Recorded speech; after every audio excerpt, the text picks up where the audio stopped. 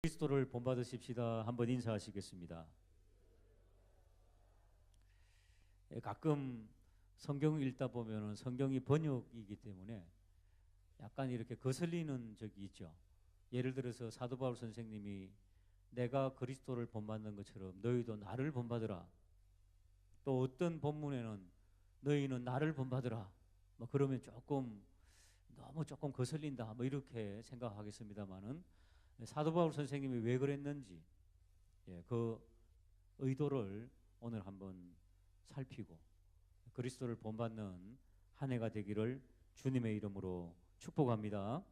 자, 11장에 내가 그리스도를 본받는 것 같이 너희도 나를 본받으라. 그 말씀을 왜 하셨을까요? 11장 고린도전서 11장을 보시면은 화면을 보시고 19절을 한번 보시면은요. 너희 중에 파당이 있어 너희 중에 옳다 인정함을 받는 자들이 나타나게 되리라. 아, 고린도 교회 안에 파벌이 있었구나 하는 것을 지적해주고 있습니다. 20절 그런즉 너희가 함께 모여서 주의 만찬을 먹을 수 없으니. 왜요? 파당이 있으니까. 여러분, 기분 나쁜 사람 앞에 앉아 있으면은 밥맛 없죠. 그러니까 같이 안 앉아 있는다는 겁니다. 주의 만찬은 성찬이에요. 성찬. 저녁 때 모여가지고 일을 마무리하고 저녁 때 모여서 예배당에서 하나님 말씀 나누다가 배가 고프니까 가지고 온 도시락을 내놓고 함께 저녁을 먹으며 성찬을 한 겁니다.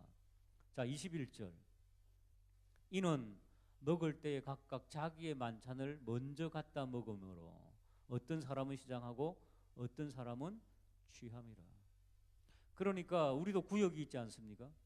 이제 초대교회 성도님들이 고린도 교회 각 가정들에서 이렇게 몇몇 모여가지고 자기 그룹이 있잖아요. 몇 명.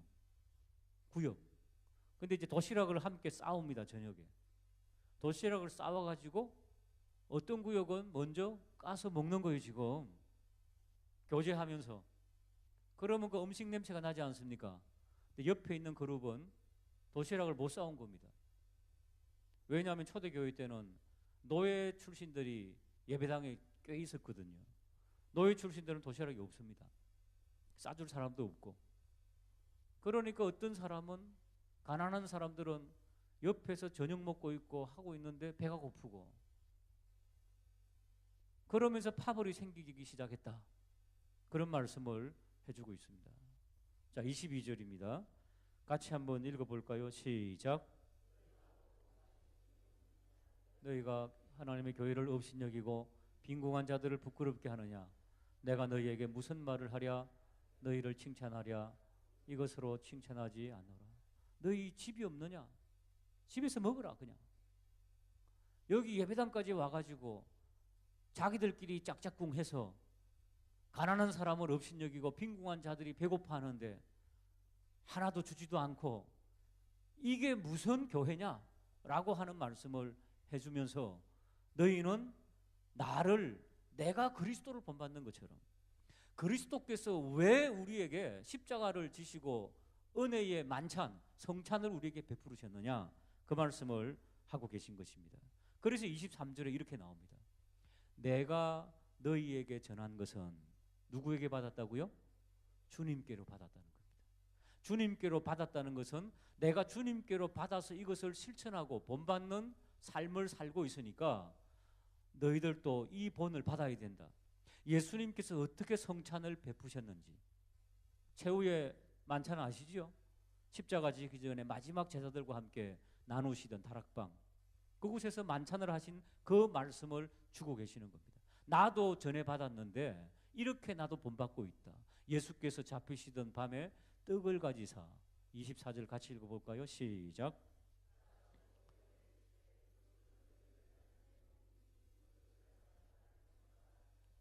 그 다음에 25절 식후에 또한 그와 같이 잔을 가지시고 이르시되 이 잔은 내 피로 세운 새 언약이니 이것을 마실 때마다 나를 새 언약이 뭡니까? 십자가를 지시고 살이 찢기시고 피를 흘리신 것 우리 성찬에 늘 나누죠. 새 언약이랍니다. 새 언약이 뭡니까? 새 언약이 새로운 게 아닙니다. 구약부터 내려오던 하나님 사랑, 이웃 사랑, 교우 사랑, 그 사랑을 다시 확인한다. 이게 새 언약입니다. 이 살 찢김과 피를 너희들이 기념할 때마다 내가 하나님 사랑, 이웃 사랑을 실천하고 있는가, 본받고 있는가, 이것을 새 언약, 새롭게 확인해라. 이게 새 언약입니다. 새롭게 확인하는 복된 새벽 되기를 주님의 이름으로 축복합니다. 26절입니다. 시작.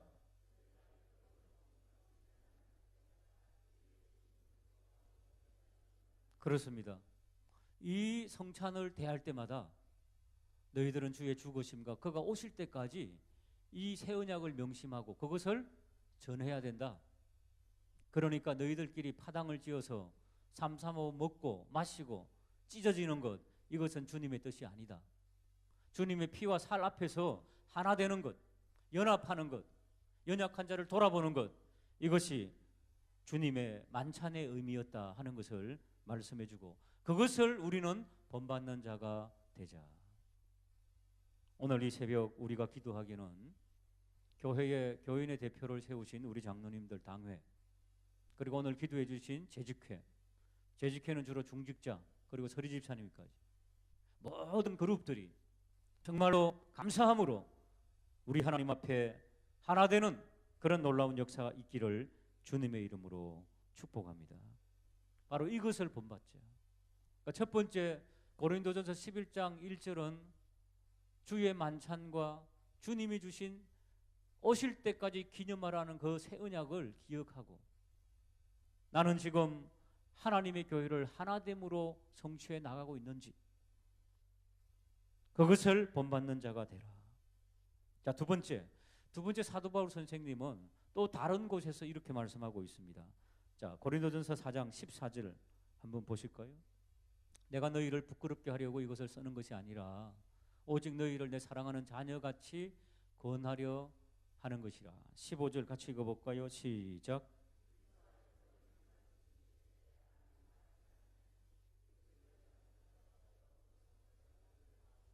예, 그 당시에 굉장히 많은 그 소피스트들, 서성들이 있었습니다. 그 당시에 서성들은 어떤 전문적인 지식을 가지고 그것을 전수해 주는 사람, 뭐 우리말로 하면 바둑이면 바둑을 전수해 주는 사람은 바둑만 딱 전수해 주지, 뭐 인생의 삶에 대해서 근본적으로 막 이 어떤 원리에 대해서까지는 못 가르쳐 주잖아요. 예? 보일러 기술자, 예를 들어서 서성님이 보일러 기술을 가르치는 거지 그 삶 전체를 터치해 주지는 못하잖아요, 서성님들이요. 그런 의미의 서성입니다. 그러니까 일만 서성은 엄청 많다는 겁니다. 여러분 필요한 것들이 있으면 어디 갑니까? 학원 가고 인터넷에서 강의 들으면 지식을 습득할 수 있지 않습니까? 그런 서성은 많다는 것입니다. 그것도 귀한 일이죠. 그러나 우리 교회, 하나님의 나라가 원하는 것은, 사도 바울 선생님이 말씀하는 것은 그런 기능적인 서성보다는 그리스도 예수 안에서 내가 복음을 위하여 너희를 낳은 아버지의 심정, 부모님의 심정, 이런 부분들을 나는 터치하고 싶다. 그리고 그것을 본받게 하고 싶다. 그래서 16절 한번 읽어볼까요? 시작. 예, 그렇습니다. 우리가 교우들과 생활하면서 성경 지식 그 약간 있는 것만 전달하고 끝나는 그런 세상적인 서성하지 말라는 겁니다. 아비의 심정으로 그 사람의 삶을 돌아보고 그 사람과 함께 웃고 울며 상담해주고 그렇게 나아가는 그런 그리스도의 삶. 내 양은 내 음성을 듣고 안다고 하신 주님, 그 목자의 심정, 목양의 심정을 가지고 그렇게 살아가는 삶, 그것을 너희는 나를 본받는 자가 되라. 그렇게 사도 바울 선생님이 말씀하고 있습니다. 이번 구역이 그렇게 되기를 주님의 이름으로 축복합니다. 영혼 깊숙이 있는 아픔을 터치해주고, 이 성도님의 필요가 뭔지, 고민이 뭔지, 그런 것들을 어루만져 주면서 그 영혼을 터치해주고, 내가 지금 이곳에서 사랑받고 있구나, 이런 사람이 교회를 떠난다고요? 너무 가슴이 아픕니다. 한 사람 두 사람 때때로 뭐 이사라도 가지만은 때때로 교회를 떠나는 경우도 있지 않습니까? 전적으로 목회자로서의 사명이 부족하다 늘 그렇게 생각하고 있습니다. 올 한해 우리 온 성도들과 함께 한 마음 되어서 여러분 불신자도 구원시키려고 하는 이런 시점에 우리가 함께 올해는 잃어버린 영혼들을 찾게 되고 그들도 주님의 우리 안으로 인도하게 되는 그런 놀라운 한 해, 우리가 그리스도를 본받는 것처럼 본받는 그런 놀라운 역사가 있게 되기를 주님의 이름으로 축복합니다. 16절 계속 한번 읽어볼까요? 시작. 그 다음 구절. 이로 말미암아 내가 주 안에서 내 사랑하고 신실한 아들 누굴 낳았다고요? 디모데를 그렇게 영적으로 낳았다는 겁니다. 그러니까 사도 바울 선생님이 어떻게 디모데를 양육하고 훈육했는지 보여주고 있는 대목입니다. 너희에게 보내었으니 시작. 그가 너희로 하여금 예수 그리스도 예수 안에 나의 행사 곧 내가 각처 교회에서 가르치는 것을 생각나게. 저기 보면은 그리스도 예수 안에서 나의 행사가 무슨 뜻일까요? 나중에 메모하시고 좀 더 묵상하시기 바랍니다. 예수 그리스도의 삶의 원리, 그겁니다. 예수 그리스도의 삶의 원리, 그게 바로 나의 행사라는 겁니다. 사도 바울의 교육의 원리, 삶의 원리, 이것을 누가? 디모데가 생각나게 해준다는 것입니다. 여러분, 우리 교회가 이런 놀라운 그리스도의 삶의 원리가 생각나게 하는 사람, 이것은 말로 안 됩니다. 사실은 우리의 삶으로 됩니다. 삶으로. 어떤 부모님들은 자기의 잘못을 아니까 자녀들에게 그렇게 한다고 합니다. 너는 나를 본받지 마라. 술을 굉장히 마시는 그런 아버지는 자녀들을 모아 놓고 나는 술 때문에 망가졌으니까 너희들은 절대 술 마시지 마라. 그런데요. 그러면서 술을 먹는데요. 속이 상해가지고 중독이 돼가지고. 그러면 그 자녀들은 그 말을 듣고 예 알겠습니다. 그러고 성장합니다. 나는 절대 술을 먹지 말아야지. 그러면서 성장 안 됩니다. 근데 세월이 지나면서 세상에 좋은 일만 있나요? 어려운 일이 더 많지 않습니까? 그러니까 어느 순간 딱 가면은 술을 먹더라는 거죠. 그 아버지가 술 때문에 죽었는데 그 아들도 그래 되더라는 거죠.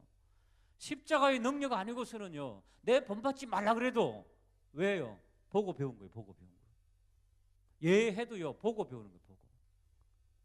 그게 그냥 입력이 돼버리는 겁니다.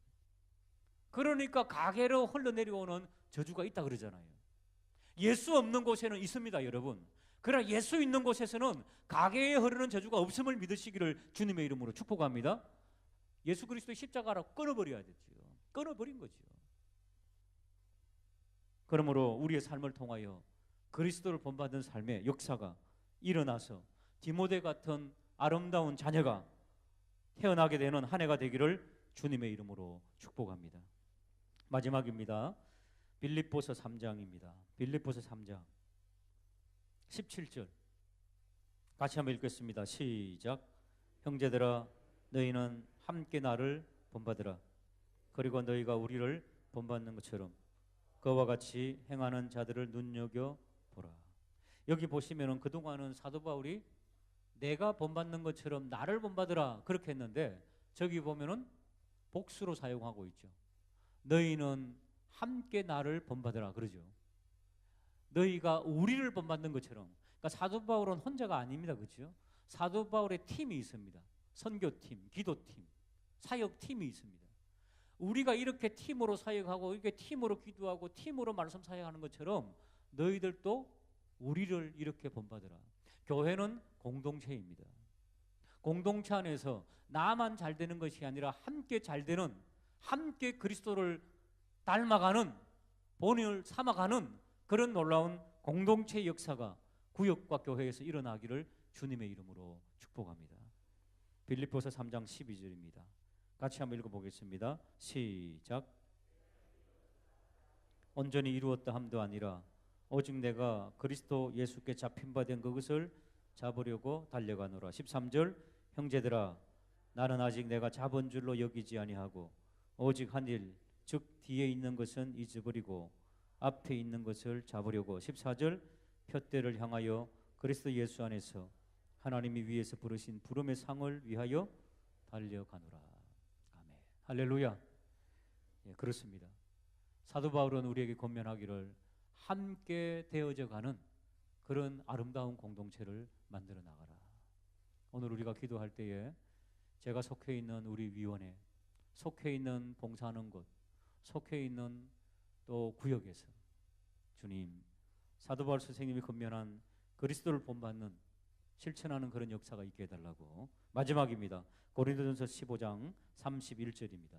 시작.